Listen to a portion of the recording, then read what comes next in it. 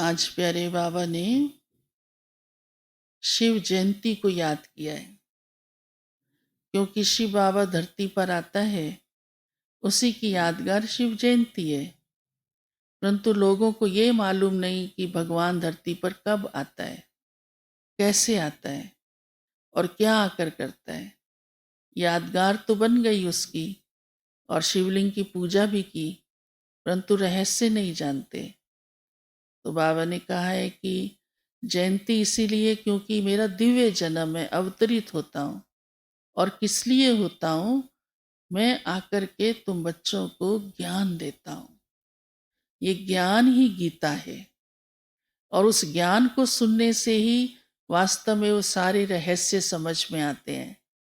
और क्योंकि उस ज्ञान से ही मैं तुम बच्चों को मनुष्य से देवता बनाता हूँ, तो आज बाबा ने ये कनेक्शन सुनाया है कि शिव जयंती हुई माना तो गीता जयंती हुई, तभी गीता का ज्ञान आया।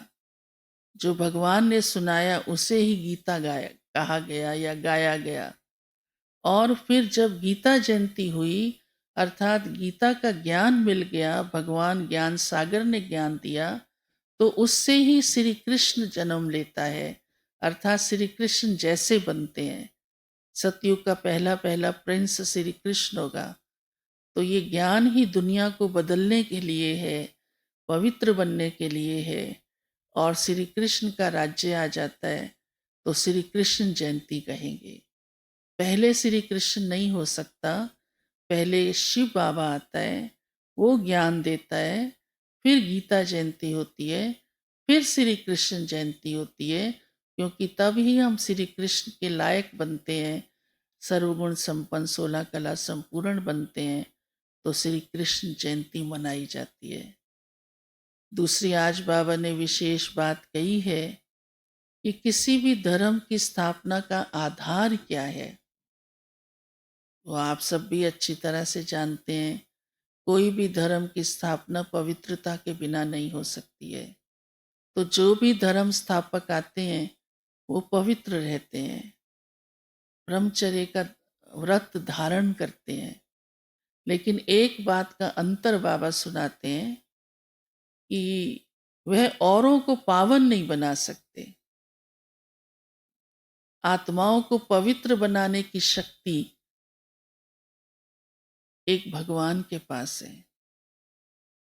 भले वो अपने जीवन को पवित्र बनाने का पुरुषार्थ करते हैं, आत्मा पवित्र आती है तभी धर्म की स्थापना कर सकती है।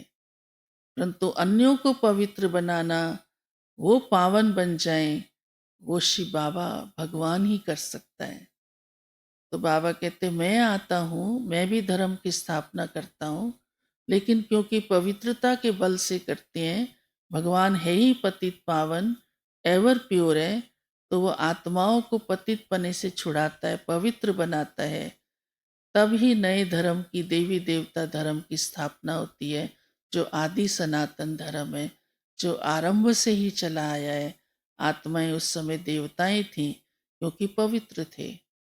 तो हम सबको पवित्र बनाने का काम शिव बाबा ही करता है और तब देवता धर्म की स्थापना होती है। साथ ही बाबा ने कहा मैं तुम्हें निरोगी भी बनाता हूँ, स्वर्गवासी बनाता हूँ। तो तुम बच्चों का भी काम है ऐसी सेवा करना और सबको स्वर्ग का रास्ता दिखाना। और बाबा हम बच्चों को ये सेवा भी देता है कि सभी को शिव जयंती कैसे मनानी है, ये सिद्ध करके बताओ कि शिव जयंती किसका यादगार है, कैसे शिव का अवतरण इस धरती पर होता है। तो ये सेवा भी करनी है। और अभी तो शिव जयंती समीप है, अच्छी तरह से सबको बाबा का परिचय देना है। ऐसे तो पूरा वर्ष ही देते रहते हैं, परंतु इस अवसर पर क्योंकि भक्त लोग विशेष मनाते हैं और मंदिरों में जाते हैं, उन्हें जयंती का अर्थ नहीं पता है, वो शिवरात्रि कह देते हैं। तो इस रहस्य का उजागर भी हम बच्चों को इस मौके पर करने का बड़ा अच्छा अवसर है।